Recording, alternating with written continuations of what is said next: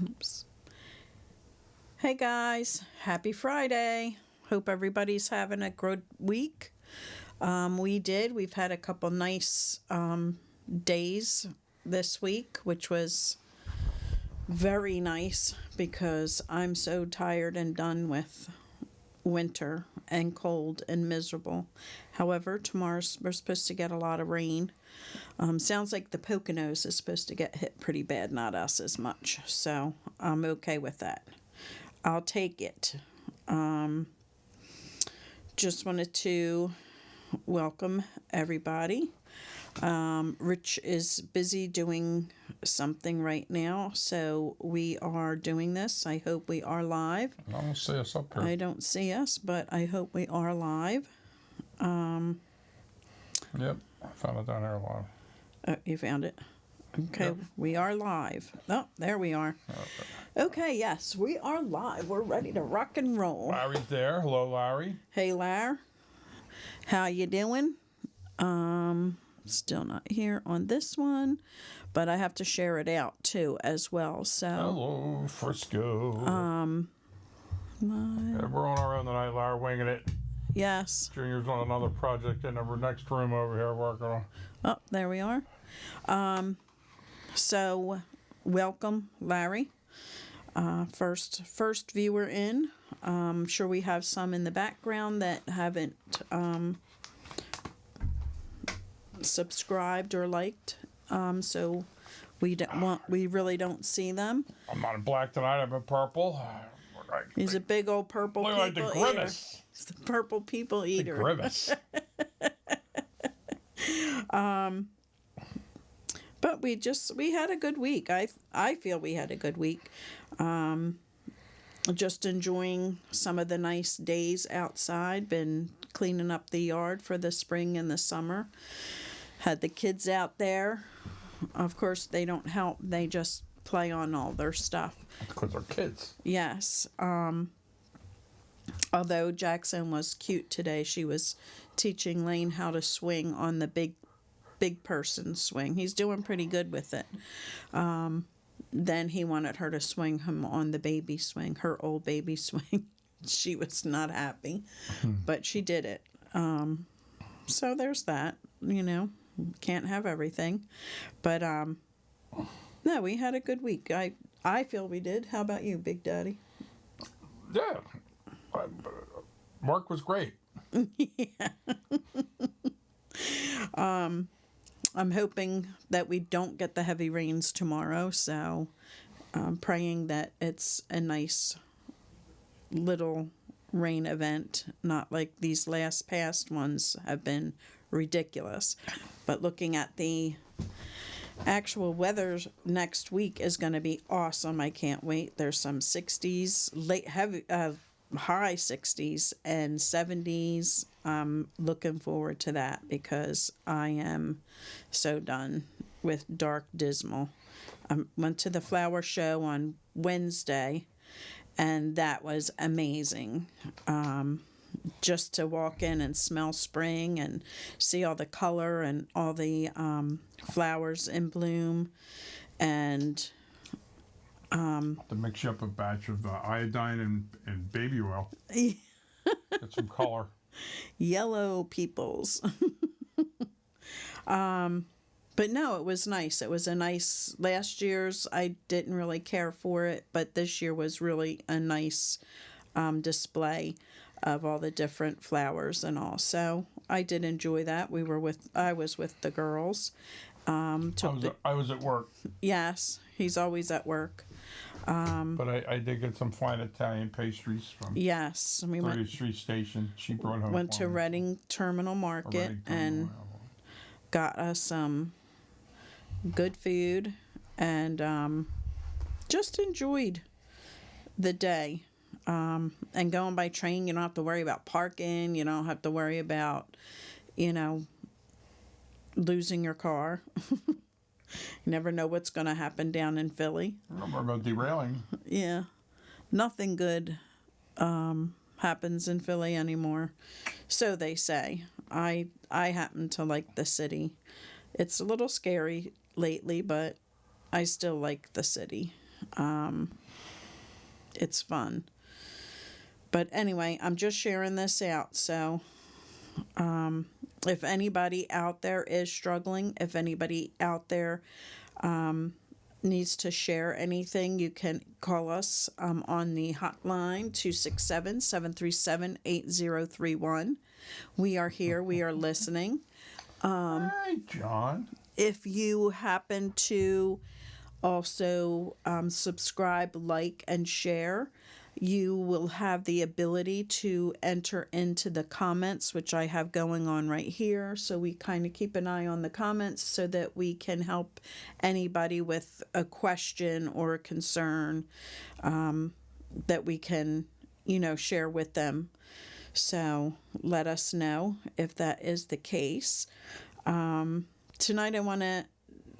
there's like two things I want to talk about, but right now I want to start off with positive communication, motivational speaking, they call it. And it's just a place where we need to get with our loved ones, because we're always, the tension's there, the anger's there, the resentment's there, the fear's there. And when our loved ones are struggling and active in their use, we have a tendency to overlook all of the positive things that they are trying to get to. And I think it's a good idea to point out those small little positives, instead of constantly bringing up the past, bringing up the anger, bringing up their faults, and keeping it more on a positive side. And that's important because It's important. It's not easy, but it's important. oh, it's not easy at all, especially when they're calling you different names and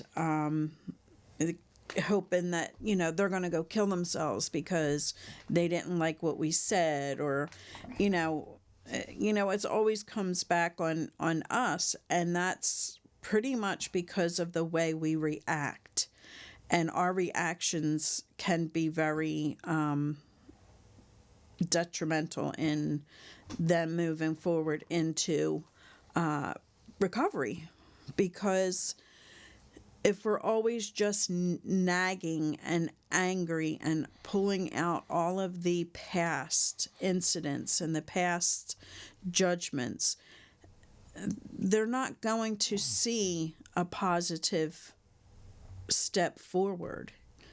And being that we are, the loved one that is not or may not be struggling with substance use disorder.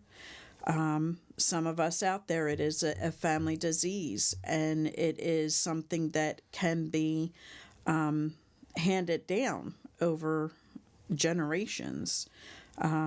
Not my generation. So, we have to remember that it's could be us that makes that change for the future generations. And it's not easy. It's not easy at all.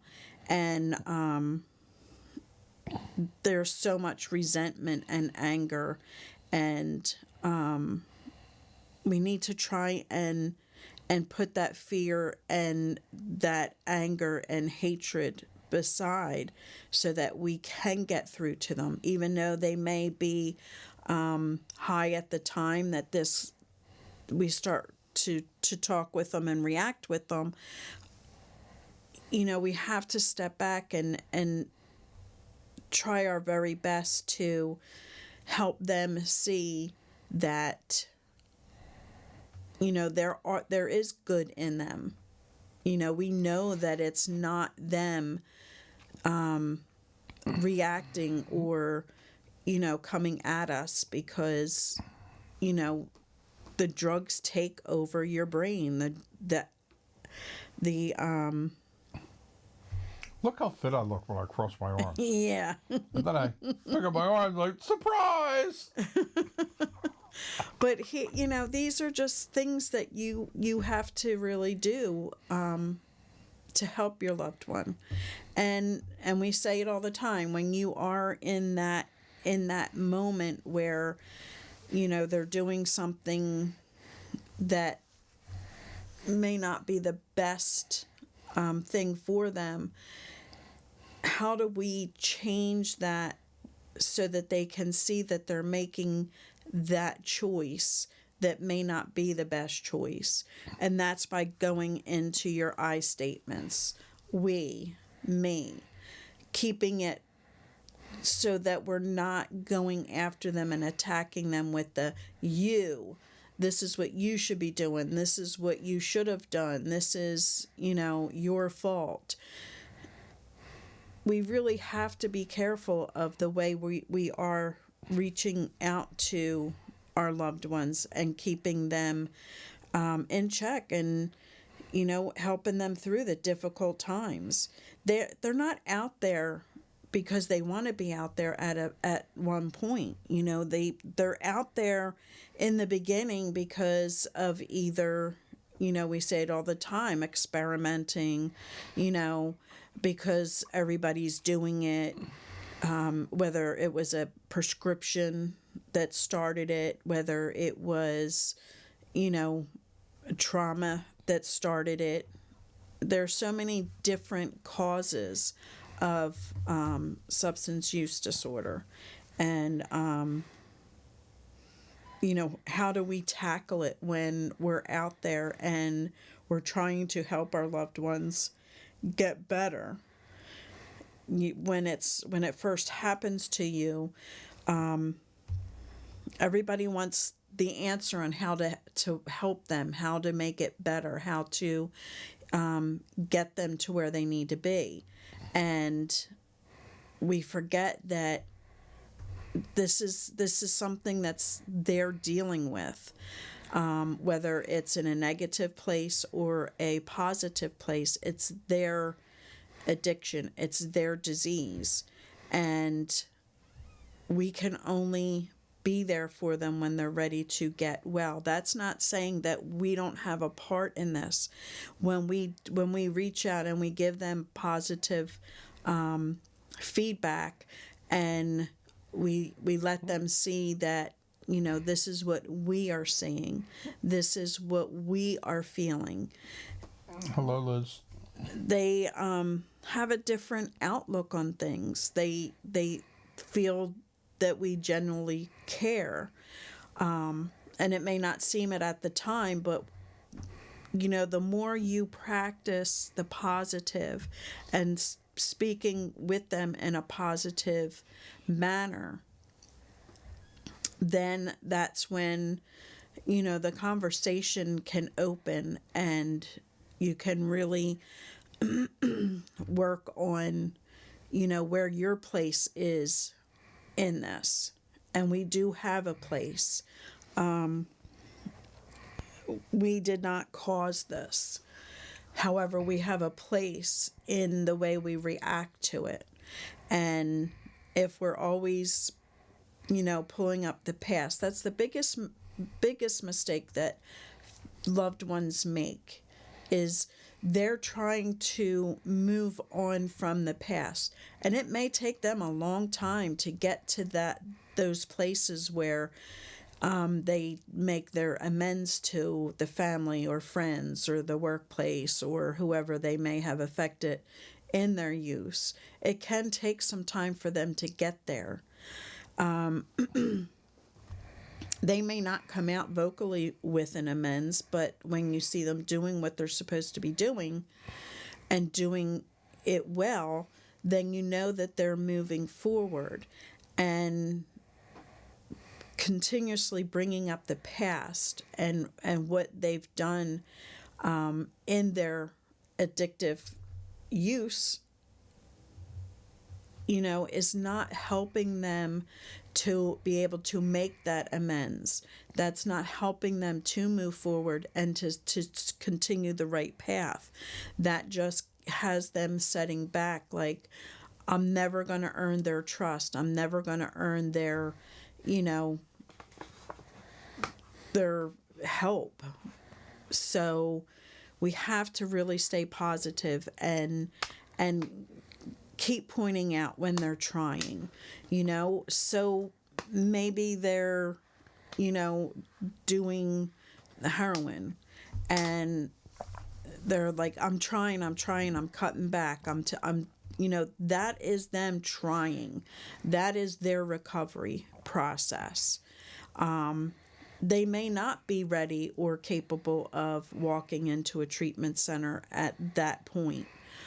But if we keep a positive attitude and point out the things that they're doing to try and get better, then that is where we have to work on keeping them in that process of moving forward. And Larry says, don't open up wounds that are healing.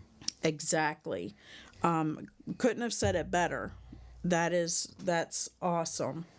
Thank you for sharing that, Lar. That's our biggest problem with as family and friends is always pulling that, oh, I see that bad behavior again. I see that you're not even, you know, not even trying. You know, we don't know what they're doing. But we have to see, and we're not going to see a lot of it, but the smallest little things that can be positive, pull that out and give that to them. Give them that hope. Give them that chance of healing. And when you're in it, just try your very best not to do the blame. You know, pointing the fingers at them and screaming at them and yelling at them, because that just shuts the communication completely down, because then everybody's just heated and angry and nothing's going in, and you know, it just shuts it down. So just remember that, you know, it is not our loved one. It is the drugs that are talking. It is the alcohol that is talking. And not that that's fair to us. It isn't. But they don't realize what they are doing to us.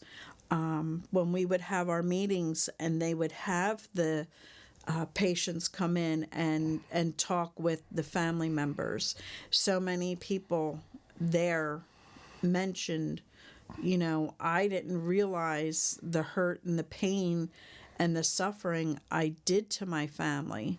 You know, it was my addiction. You know, I'm the one that was using. I was the one making the bad choices, and they don't realize how it affects the people around them. So, you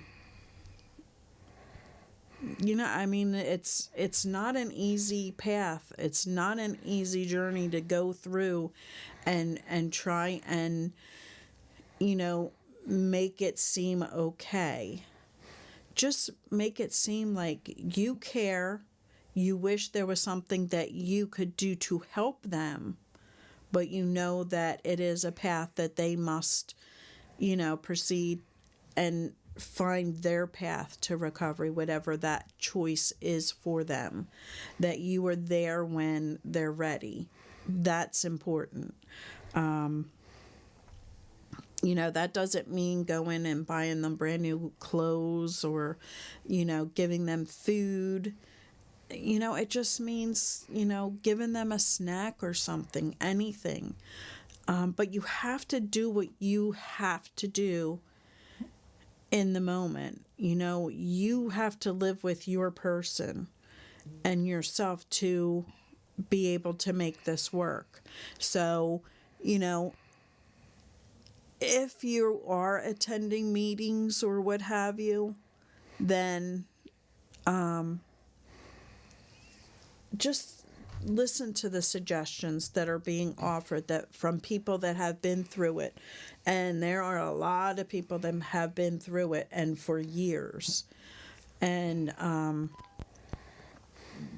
I have noticed in our meetings that we are getting families that have been going through this for years and years, and many treatment centers and many detoxes, and they've never gotten the support. They never walked into the rooms, you know, and there's a lot of hurt and there's a lot of pain and there's so much frustration. And it doesn't really have to be like that when, you know, when it first happens, you know, reach out to somebody that's been going through it and offer them, you know, the emails or the web pages or whatever to where meetings are. Let them decide what their path is going to look like, because I hear a lot of times they come into the rooms and it's like, you know, I talk to my sister or my brother or my neighbor or my cousin and my best friend, and they don't, if they're not going through it themselves, they don't know what is going on. You know, they don't have that education. They don't have that understanding. And so many people are being left out and relying on people that don't get it, don't understand it. And that's why it's important to reach out and get that support. Get to a meeting, get to somebody that has been through it and can, you know, share what they have done to help them get stronger and get to where they're, you know, feeling good about themselves. That doesn't mean that their loved one is in the recovery process, but you can still get out there and have a life while your loved one is actively using. That is important, that we remember that we have lives too. We have responsibilities. We have, you know, things that we need to take care of, especially when there's other children in the home. If it's your spouse, you know, dealing with the children and helping them, you know, get through those difficult times. It's so important that we have that support. And if you have children, and it's usually 11 and up, if you have children that are struggling with it as well, you have different meetings as well. You have Alateen and Narateen. Look for those for them. Look for therapy for your children that are not in the substance, you know, life. And let them get out their frustration, because so many times we hear in the meetings that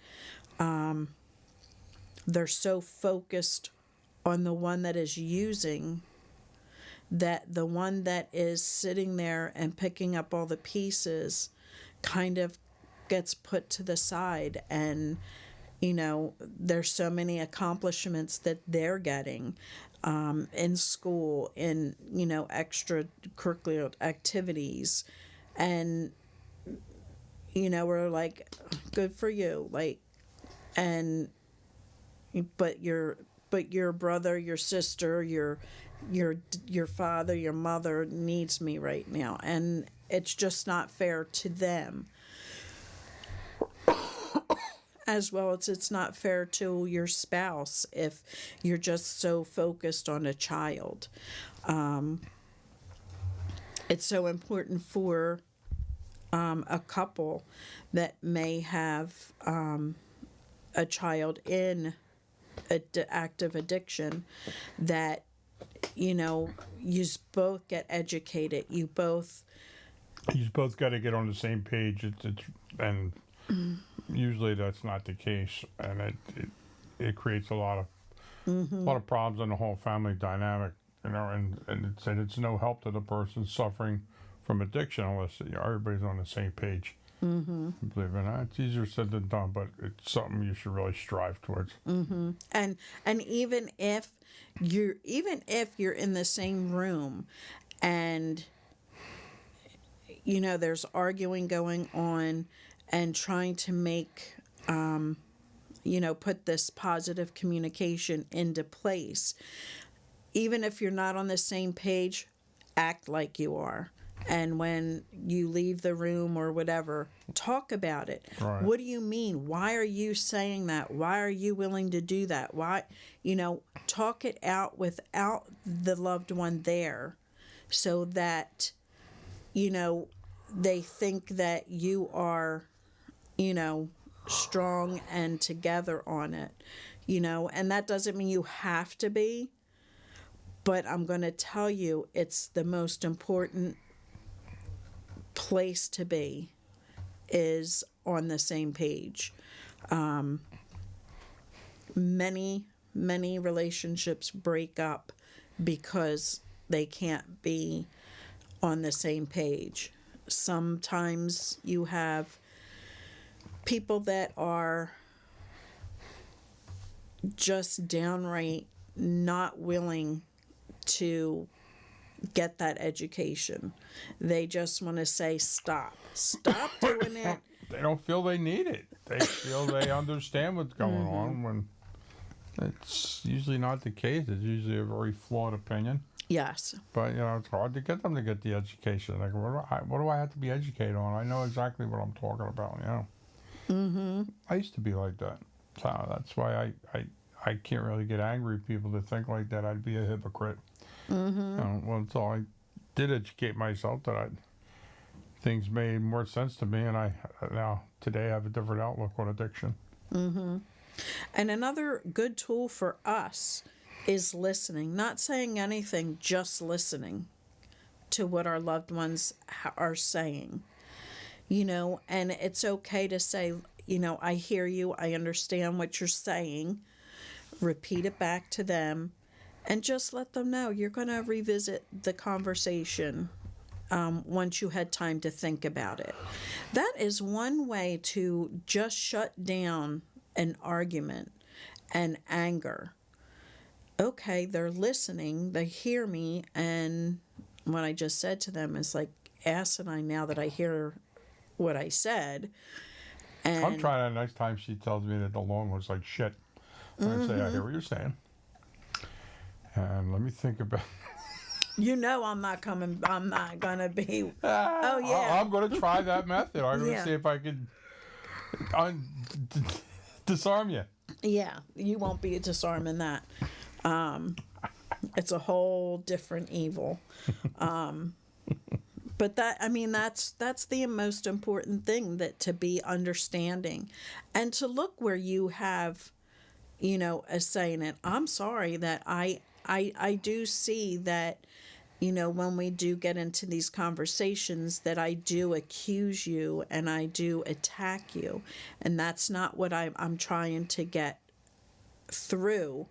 So I will work on that. Like, we have a part to play in this, with the reactive, battle of,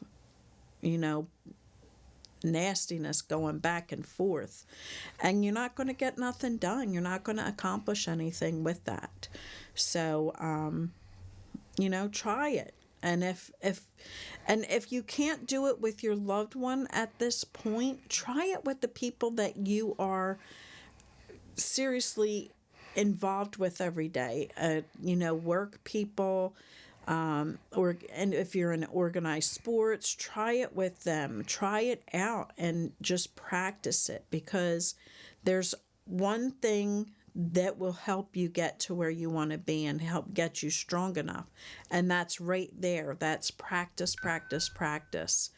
The most important thing to do is that. So please, try it. It can't hurt any, but it can help your loved ones see that you care enough to help them go through life and fix them.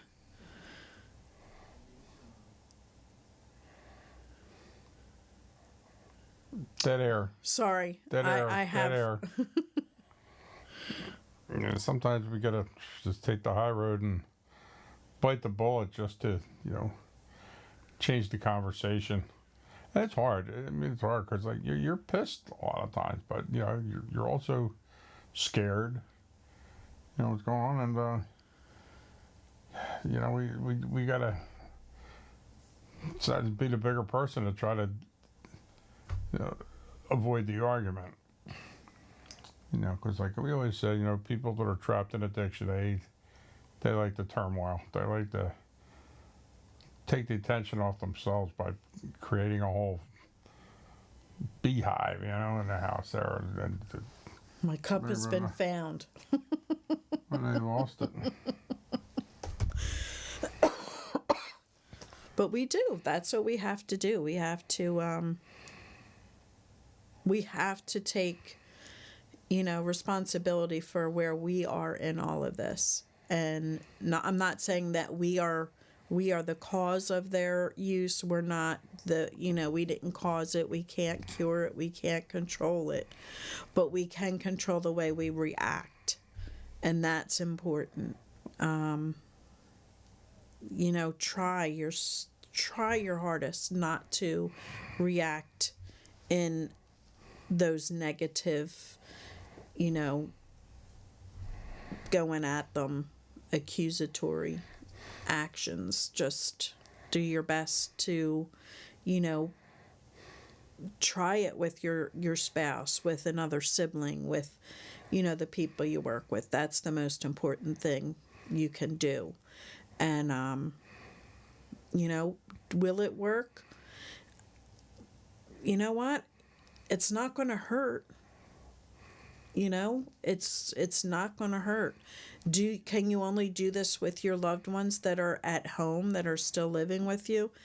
Yes. Can you do it with those that are, have chosen to leave the home because they would prefer the lifestyle of their substance use? You can still, anytime they call or come by, or you are interacting with them at any time, these are the things you can control. A phone call, you know what? If it just listen, I'm sorry that you feel this way. I'm going to try and, do better when we have our conversations. But right now, I think it's best that, we hang up and we revisit this, conversation. And you just hang up. Don't let them keep going at you. And if they call back because they're still pissed off, you don't have to answer that phone. Let them know that I have enough respect for myself that I don't have to pick up and be verbally abused. And I won't pick up and verbally abuse you. And that's what they're going to get out of it. So, it doesn't hurt to try. It doesn't hurt to fight. That's what we can do for our loved ones. That's how we help them. Telling them what to do, when to do it, how to do it, where to do it, that's just going to shut down all communication. That's going to shut down all hopes of you helping them along the way. So just keep that in mind, because that's one of the very most important things you can do.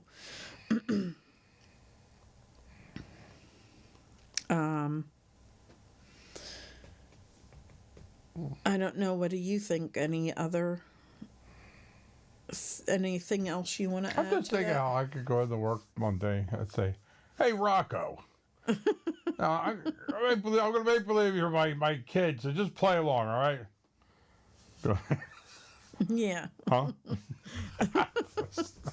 But no, I mean, I'm you do. You have know. to. You have to, it's the hardest thing. And if you can't do it that way, then do it in the mirror. Do it with yourself in the mirror. And just try it. And read up on just the, substance use so that they I get distracted when I'm realize. looking in the mirror. I just start brushing my hair. Look how long my hair is. Yeah. I'm like a hippie. I can't wait till tomorrow. But that's where we get the most out of helping our loved ones.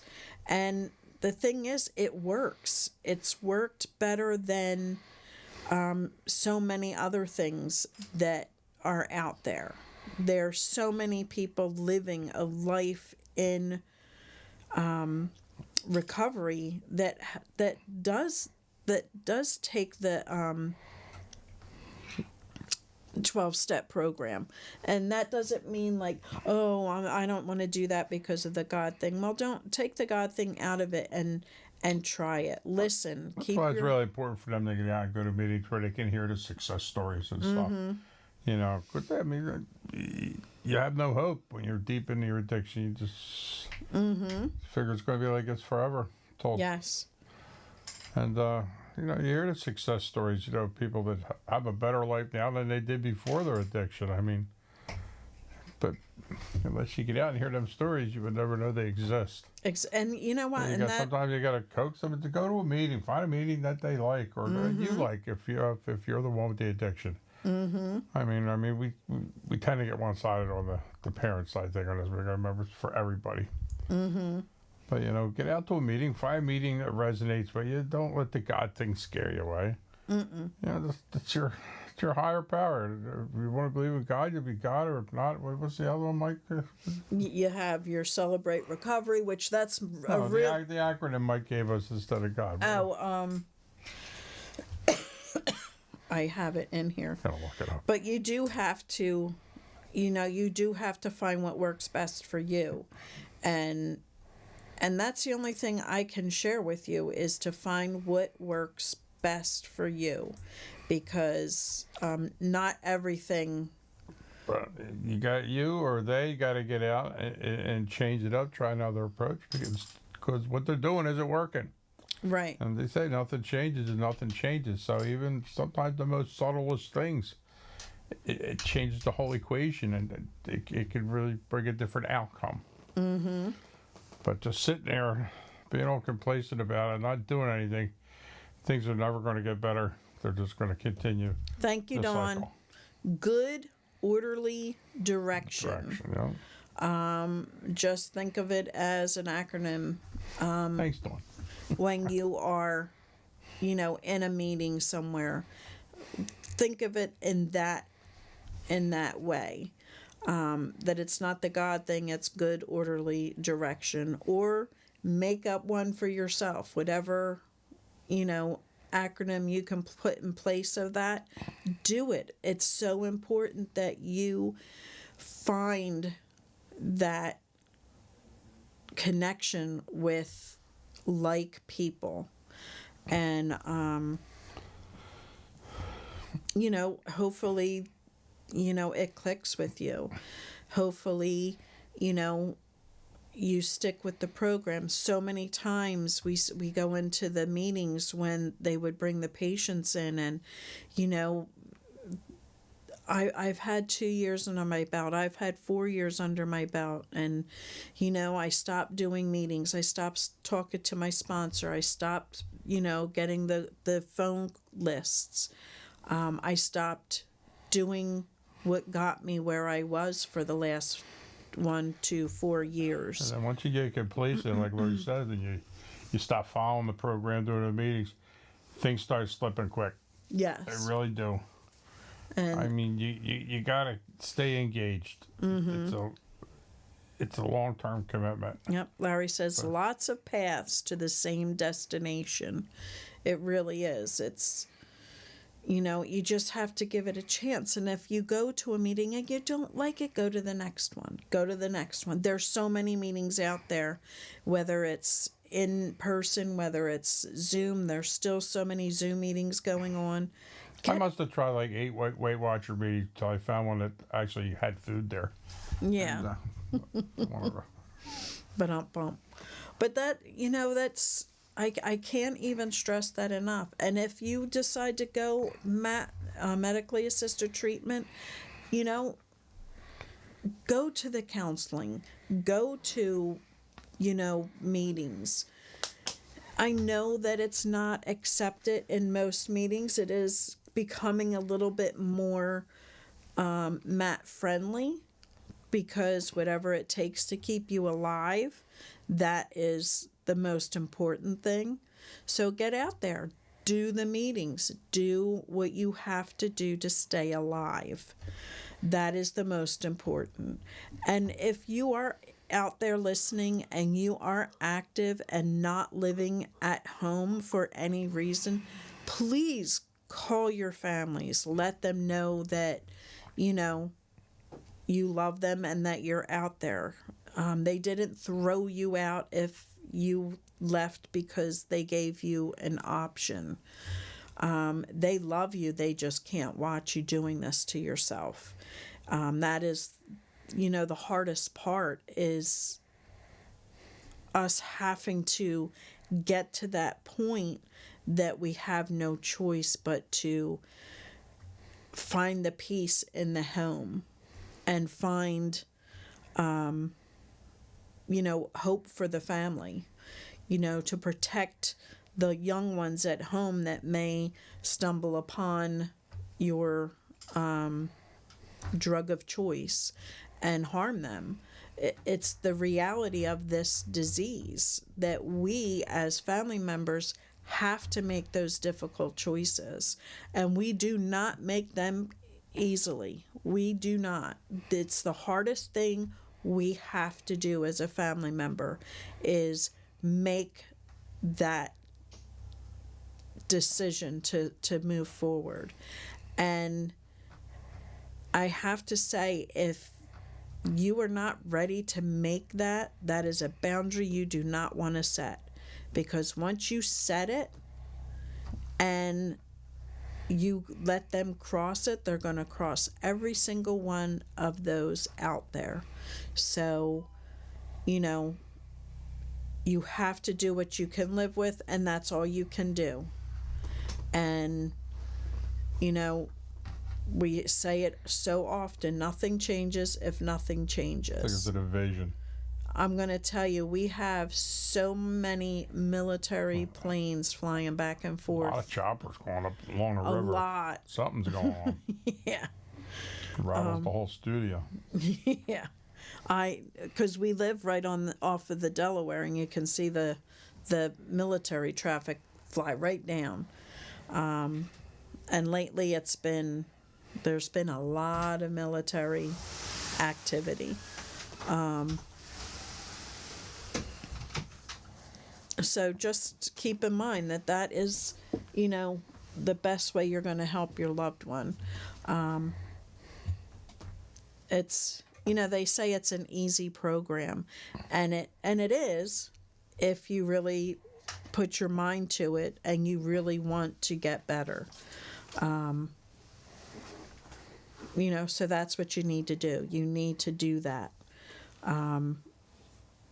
Listen to the people that are out there that have,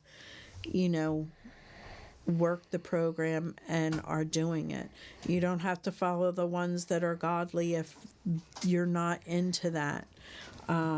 Like Larry says, there's so many different meetings out there that you can do that, leave out God. And, Took it. I don't think they're sacrificing anyone, but, these are the things that we have to look for, which helps us in the best way. So if anybody is out there and they're struggling, please feel free to give us a call, put it in the comments, and we will definitely share our experiences with you and suggestions that we've heard over the years. And, we'll be happy to share them with you. And I want to bring something up. And, I go out sometimes and I know that there are people out there that are in recovery from their drug of choice. And they don't feel that alcohol is a problem for them. And I've seen some successful people give up, their drug of choice and just stay with the alcohol. And I'm trying to look that up today to see how many people are out there that live that lifestyle. You can't find information on that. But Probably because it's usually short-lived. yeah, I mean, it might be okay in the beginning, but like we said before, your brain knows what it wants. And that might smooth things over a little bit, but that's not what it really craves. And it's, between lowering your inhibitions and causing you to make bad decisions, you're more likely to slip up and relapse. You really are. It's a dangerous experiment to try. it is, and I do, like I said, I do know some people that are doing it, and they've been doing it for a long time, and I know another handful that felt that alcohol was not the problem, and that took them right back to where they didn't want to be. So There's always an exception to the rule, everywhere. You know what I mean? Nothing's 100%. exactly. But the deck is stacked against you. They're very few and far between. I mean, I can't strive enough how, like, abstinence from all mind-altering substances is your best approach. It really is. And I was just talking to a kid the other night. It was funny. A really nice guy. Came in to our meetings, and he just can't come to grips with never being able to drink again. And he's kind of got a dual problem with drugs and alcohol. And he just keeps ending up at square one. And it's just, I just, have a hard time just thinking, like, I can never have a drink ever again. I said, yeah, man, it's a commitment. You know what I mean? It's a commitment. If you want to be successful, get clean and sober, and start leading a new productive life, it's a sacrifice you're going to have to make. And and once you do it, you realize it really wasn't that big of a sacrifice. It just seems like it now. And I think a lot of it has to do with the crowds that you're moving with. Oh, sure. If you're moving in a crowd that is abstinent and are following programs and have come a long way throughout the programs, you're going to be more destined to follow that abstinent program, Like that if you hang out abstinent with all lifestyle. fat people, you stay in the propensity to be fat. So you need some skinny friends too. But then when you are going back to the people, places, and things, that's where, that struggle can become, a difficult place for them. People don't realize that there's so much going on out there that does not involve alcohol, does not involve drugging. And for some people, it's hard to even believe because they equate every social experience and event with alcohol, and everything you do. And like, I used to be like that. It's, and a lot of people are, like, a lot of people, they might not even drink unless they're in that type of situation at a family barbecue or at a wedding. Whatever. Then they have a tendency to overdo it because you're not a big drinker to begin with, and then you end up getting yourself in a bind, driving home from Uncle Joe's barbecue. You end up getting a DUI. Like, how did this happen to me? But we equate everything with the alcohol. I mean, And it's because it's legal. It's legal to drink it. It ain't illegal to drive with it. Like that. Just like medical marijuana, in most places anymore, it's recreational. It's not recreational while you're driving down the street smoking away. It's not recreational Oh my when, God, everybody's smoking. It doesn't matter. Yeah. I sit up in my truck. I sit up above the cars, and I drive a commercial vehicle, and oh my God, it's all I smell anymore coming off the cars all around me. in the malls. Start looking around like that. Somebody rode over a skunk. Now it's like, oh my God, it's every day. It's every day. I can't imagine how many people are under the influence of marijuana driving around today on the road everywhere. Yep. Everywhere. Where years ago, people used to just sit home and smoke marijuana. Mellow out, and chill, you know. I forget. Look at their lava lamp or whatever. And now they're out. I forget what Colorado's up to once they made it recreational. How many? A lot of traffic accidents went up DWIs. exponentially. The DWI, the traffic accidents went up. Yeah. Driving while under the influence, not DUI. You know. But no, it's really getting bad out there. So, you know, be prepared and talk to the people that have kids that don't realize that, it won't happen in our home. Because we had a talk with our children Yeah. about drugs and alcohol. And that's We're not going to have that problem here. Okay. that was like Let's let's hope you're right. this is the way it is. And you know what? It's the disease of it won't happen to me. I'm smarter than that. And especially if it is generational, that is, so hard to make someone understand that's turning 18 and everybody else is out there drinking and they're not.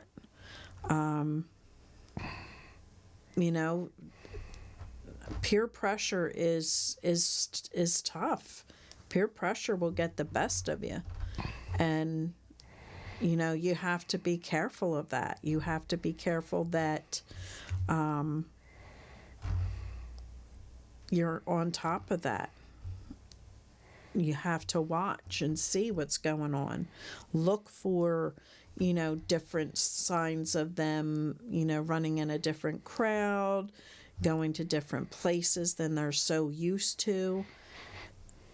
And just, I don't care how much you talk to them. I don't care how much education you give them. A young person is going to be saying, it won't happen to me. I'm smarter than that. And that's fact. You're not going to fry an egg in a pan and think they're not going to use drugs. You're not going to say, just say no, because, that doesn't stop the person from doing drugs and, experimenting or getting caught up in all of that. A commercial will always make me hungry. Yeah. I'm sure. Every time I come on TV as a kid, I'd have to go out and make a sandwich or something. Frying a towel. Frying that egg. See, that's how I ended up with this weight problem. Yeah. Frying egg commercials. And that crying Indian with the litter. Oh, God, that's still, to this day. Still brings a tear to my eye. I see a piece of trash and I well up. I don't know why. It's like the psychosomatic thing. Yeah. Only the older guys know what I'm talking about. John, Larry. Yeah. Eric, if you're out there, the crying Yeah, Indian. that pisses me off. I don't even throw trash out in front of me because I get wild. Oh, that's a pet peeve of mine. And, I drive through the inner city a lot. Mm-hmm. And I've seen people come out their front doors and open up like a tasty cake and throw the wrapper on their own pavement in front of their house. Like right there. Like your house is right there. Yeah. And so they don't even think twice about it. It doesn't affect them at all. No, it doesn't. It's sad. It is sad. So somebody will clean it up. It's their job. Yeah. I've actually heard somebody say that. It was really pissed me off. But there's nothing you could do about it. You just... Oh, yeah. You just don't get yourself in trouble. Killed. Killed.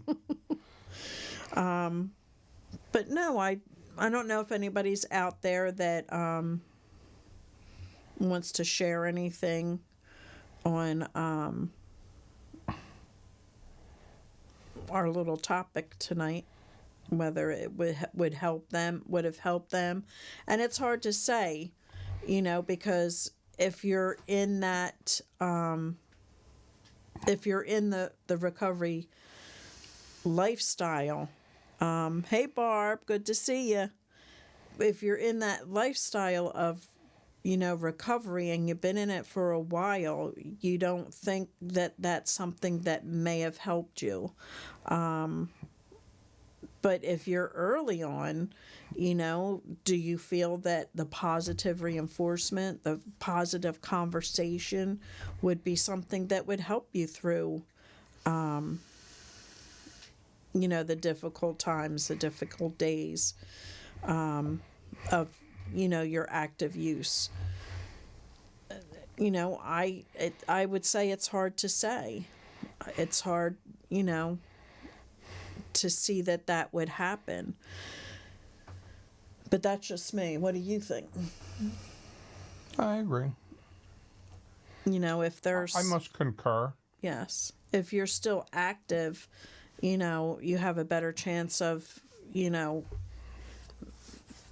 maybe trying it out if you know somebody that is struggling, and, it may be something that helps them. I'm not saying that it will, but, fighting and arguing and giving the, negative spin on everything would probably be a lot less helpful to them. I think it's important to always keep that positive spin on things to help people out. And just bringing them into a different direction. I would hope that helps, somebody, especially with the young ones today. It's getting younger and younger, and that scares me, to see how many young people are out there and, trying the drugs of today. They're not. Yeah, you see young people being young anymore. I mean, they're growing up so fast, and they just get into the wrong behavior so fast. As we're it would take you longer years ago to take on those bad habits. Or where's that? Oh my God, they're so young now. These kids out there smoking pot and who did this and that and experiment with sex. We're man, I was I got a new banana seat on my bicycle when I was that age. Exactly. Look, I got a sissy bar. Yeah. And that... they laugh at you. Exactly. It's getting younger and younger. And it's scary that, you're looking at that. And what's scary is how many families are affected by this. You go to school, and there's so many people that are affected by it, and you can see the toll that it's taken on the child. Oh yes, the technology of today has destroyed our country. I'm telling if you. I had access to porn like they do today when I was a kid, I'd have never left the house either. And it is, what used to take, possibly a whole day to find out, you're finding out within seconds that You'd have to schlep your way up to the library and open up a periodical. Remember the periodicals? Yeah. Some Funkin' Wagnalls that Mom brought home from Acme. She got one a week for 52 weeks. Yes. And I was just thinking yesterday, or the other day, it was so super nice out. It was so beautiful. And I was thinking, when we were kids, we just got onto our bikes and went. We just went and did whatever we wanted to do with our friends, and we never really were doing anything bad or stupid. We were always doing something stupid. Always. Barb says I had to ride my bike 10 miles to call someone a bitch. Ain't that the truth? Funny. But we used to play in the creek to those that are not on the East Coast. Crick. We used to play in the creek, and we used to, ride our bikes everywhere. And you didn't have all of these organized sports. They had them, but you had to have money to be on them, and you just had fun. We would like get on the bus, take the bus to the L, and take it to the end of the line at 69th Street, and turn around, come home, and come on. That was our whole day. Mm-hmm.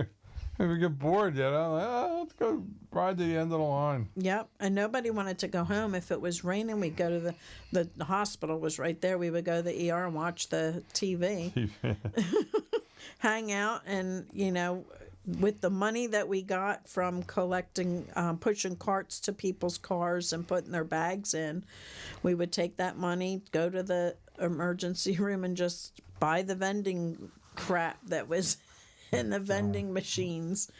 And when it stopped raining, we'd be outside, and sometimes we would be riding around in the rain. It didn't matter.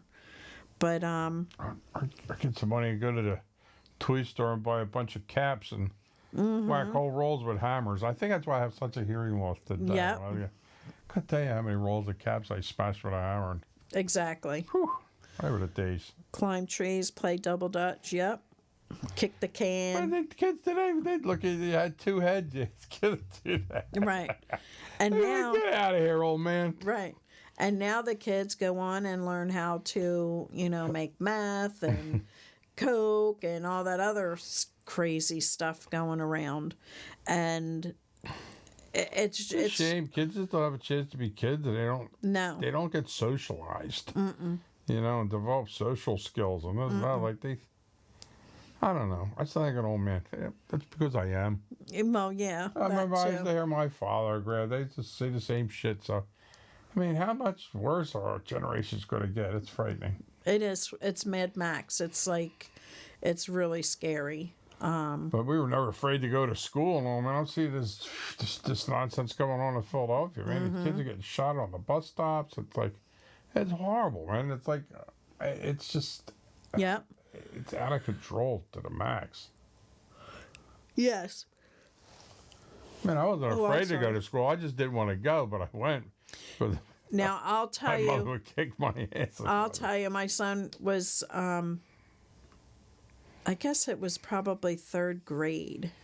No, it was younger than that, maybe second grade. And he had extra gym. And I was like, why does he need extra gym? Like, I don't get it. And they said, well, does he have a PlayStation or a Game Boy or anything like that? And I said, absolutely not. We don't want him to get caught up in all of that. And they said, well, if you got him a PlayStation or a Game Boy, I bet you that would help his hands-eye coordination. So what did we do? We got him a Game Boy. And he never had extra gym after there.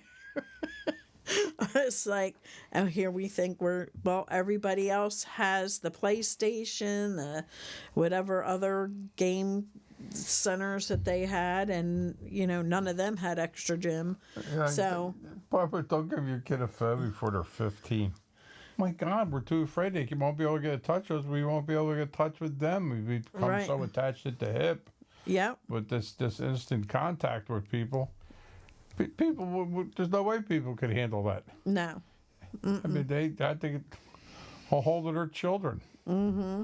Just like our good friend of ours still has a landline in her house that she's probably watching right now. She so is. She can get a hold of her children in the event of an emergency. I only hope they have landlines. Yes, it's just. I'm waiting to see a comment. It is. It is. Times are changing rapidly, like crazy rapidly, and and the things that our children are seeing so early in life, and not making good choices because their brains aren't developed enough to make those good choices. And that, I had to find a payphone to call and say I was late. Yep. No, you had to find one that worked, that the didn't have gum on the earphone or ripped out of the wire ripped out. That was the hardest And thing. grody payphones. Oh, God. Oh, but to Hand go around the by, receiver, like, gotta talk through your head, and like, oh, it's touching my ear. yeah. But to go to every payphone and look for the change and the change. Thank God that COVID didn't come return. through that. It would put the payphone companies out of fucking business. Put your mask on, talk to the payphone. I can't understand you. I got a mask on. Yeah. Yes, and now we just go, I can't hear you. What? I can't. It's a bad connection. And I'm like, Laura, I'm sitting in the chair next to you. Stop. But it is. It's changing, and I can't see the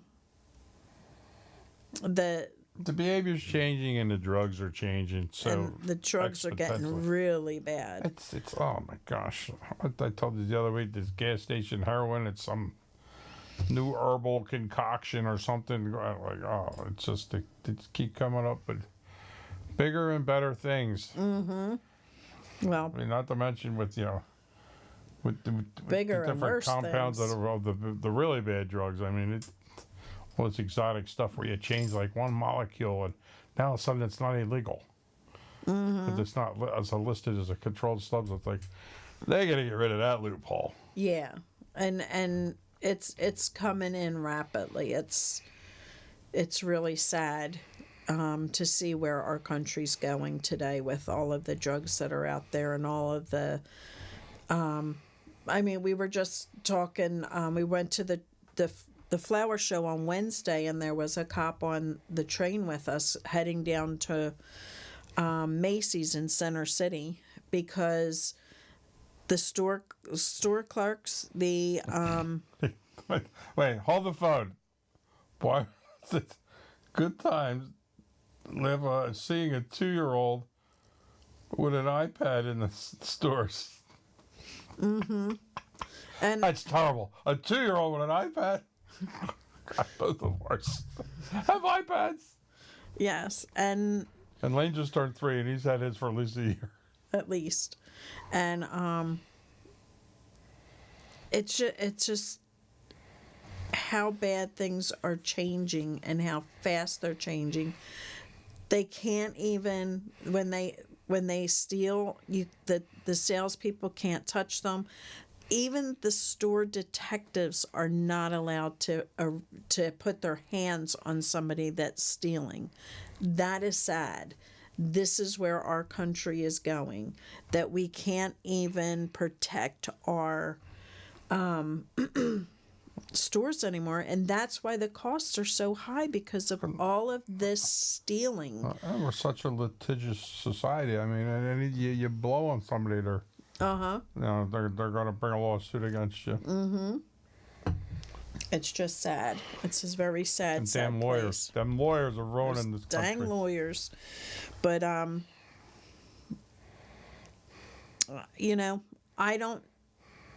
know the positive communication does work. I've seen it. It does work. It's just a matter of,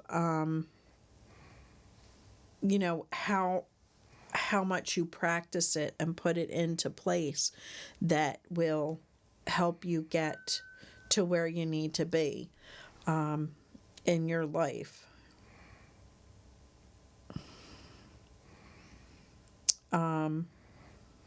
So think about that. Practice it. See what happens. If you are somebody that is, maybe you're sponsoring somebody. See if that helps. See if that works. Do the best you can. And oh no, we've never got to go and get coffee with Barb. And I thought you were giving them 2 weeks. Every time we say, we'll see a store or a restaurant or something. we never Oh, get we there. really have to like, oh, I stop. really wanted to We go really need to go there. We have to stop in and go there, and we never do. And then we'll be driving and we'll say, let's go to that little shop, and we go closed. Out of Or a business. new name, and it doesn't look as promising as the last one. All that procrastinating. And now we didn't get to go have coffee with Barb. That's not good. We have to do that. We have to get up extra early and do that. So what's everybody doing this weekend? Anybody doing Is anything? this the official St. Patty's Day weekend, or when is it? No, the 17th is not this weekend, next this Sunday, but next Sunday. Oh, man, daylight savings time this week.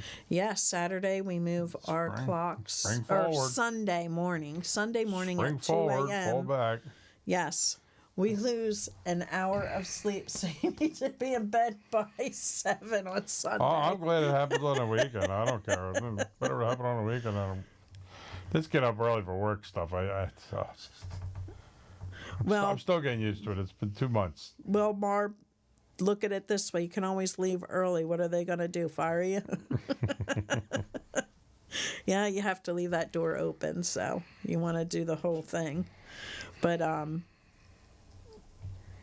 you know, let me know if you need some information on the positive communications. I have worksheets that, I can share with you that can help you practice that that positive communication. And there's other worksheets as well that you can use for practice. Look at the things that when your loved one is coming in and you're constantly at each other fighting, write it down. See where you need to, work that positive communication in, and hopefully, make a difference the next time you are, out there talking and And I got to tell you, a lot of these things we bring up may sound a little hokey to you, but trust me, they're all proven methods. They do work. Just go out on a limb and try it. Yep. If you don't get the right outcome from it, don't try something else. But if you don't try it, you'll never know. And it's weird. It's like some of these things, just except for the drum circle, or some of these things, they really do work. But you just got to give it a shot. Drum circles work for people that are in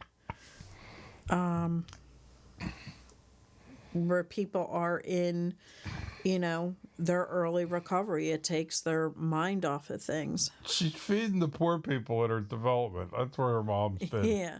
No. Take it on a new pastime. Feeding the needy. Yeah, they actually have been forgetting the show. So they're working on different things around the house. And how about bongos? We lost a set of bongos somewhere. You can bring bongos to the drum circle. I'll drag you to a drum circle one weekend. He'll probably end up liking it. With Yeah, the he music. probably will. And then I'll lose my thunder. He'll have them all playing Ozzy Osbourne. Yeah, I'll be playing. Crazy Train. Yeah, they don't sing; they just play just different These instruments. rhythms. But she is out in the background because they watch it on the TV, so they can't comment. But she hasn't called in either. She's out there. She's doing well. She's fine. Yes, and she always asks about you. I talk to her every other couple days, and yeah, she's always asking for you. And yes, Ozzy. Hi, Mom, says Barb. I will let her know you said hello if I talk to her tomorrow. Anybody out there that wants to call in, please feel free to pick up the phone, call in. Anybody have a comment, please comment. we're here, we're listening. You have a good joke to tell, we're here listening to that too. It doesn't matter.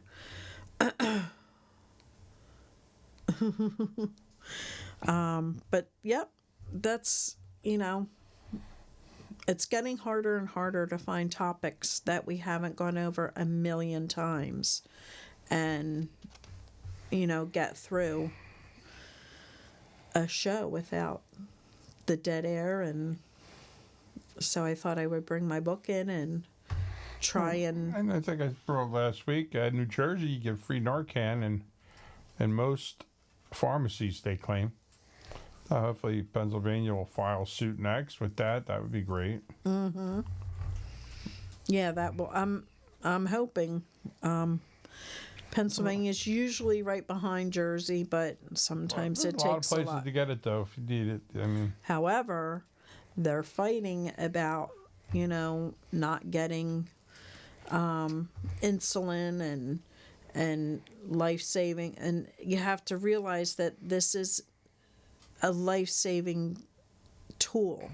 and It's Narcan's just, actually cheap. I mean, they just deflate the price. It's not expensive to manufacture like insulin and stuff. I mean, right. all different thing. But people always love that argument. Oh, how come you don't have free insulin and free EpiPens? God, if I hear it one more time, my head's going to explode. Right, but cancer medication and diabetes medication, these are all medications, and heart medications. These are all medications that are maintaining your life. Narcan is a life-saving tool It's saving your life. It's You're not taking it on a daily on basis. a daily basis. It's like using a defibrillator. You're not defibrillating Exactly. yourself every day, but God forbid you have a heart attack. I mean, somebody will use it. But and that's hard. You'll never win that argument with people. So I suggest you don't even get into it with them. right, yeah, it is what it is. And They're such cookie cutter replies, and they Right. all use it. Somebody hears it, they all got to use it. yep. They're all experts. I work in the emotional support and credit recovery and share 2 bathrooms with our kids. And boy, oh boy, these kids have strong work. Yes. It's,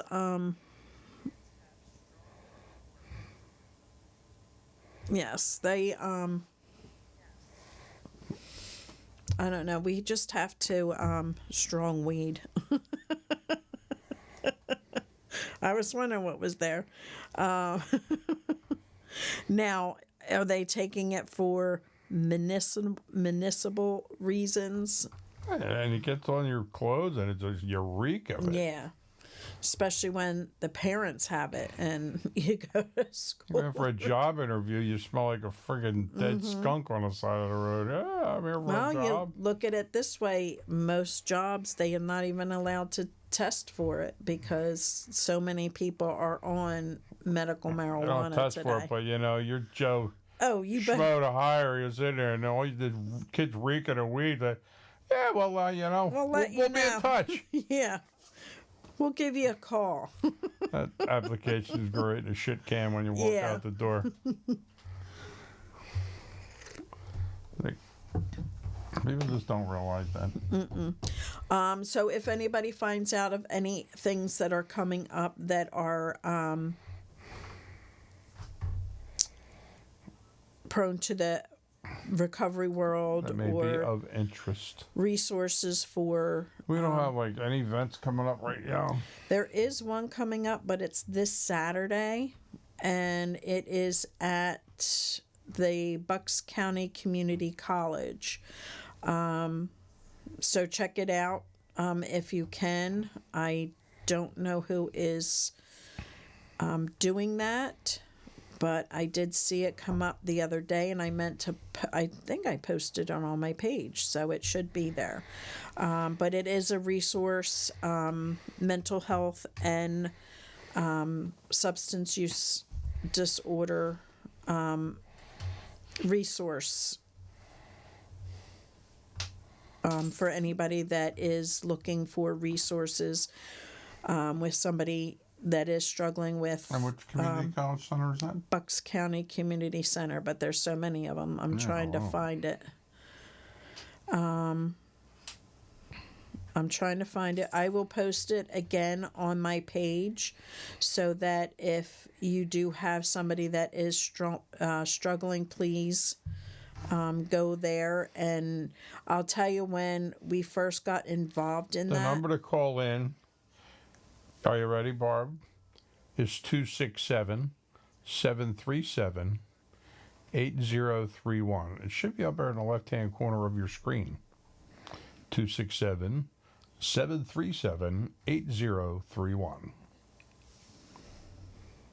I don't see it on here. I know I posted it, but I don't know where it went. Let me see if it's over in this. That's Lori's hotline. She could be called anytime during or after the show. Yes. And that goes directly to her. It's a private line just for people in need. Yes. And if you don't know where to go, you don't know what to do, definitely give me a call and I will share whatever I have available with you. And if you just need to talk, I'm here to listen. So feel free to call that number. And also another good resource out there you want to check into, and it is up in Montgomery County. It is Be a Part of the Conversation. A great community resource for families that have somebody that is struggling with substance use disorder. They are a great group and they have a lot of great information, and they do every now and again they will do a certification in coaching a loved one. So check them out. And they have meetings as well. They also have a lot of podcasts that you can listen to that can help you through, some difficult times and help you with some different suggestions as well. I just don't see it in here, but there is something going on. You can probably call Bucks County Community College. I believe it's the one up on...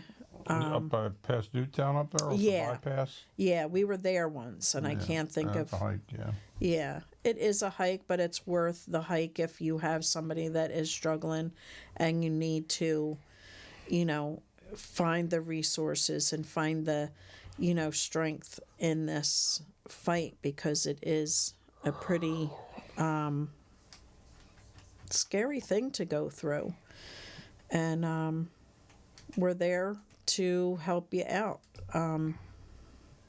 But please let me know if there is something. And I just want to bring up something as well. On Wednesday also was Black Balloon Day. I'm not sure if anybody understands what that is. It's always on March 6th, and it's to remember those that have passed away from an overdose or from, substance use disorder. And so many communities come together and do things on this particular day.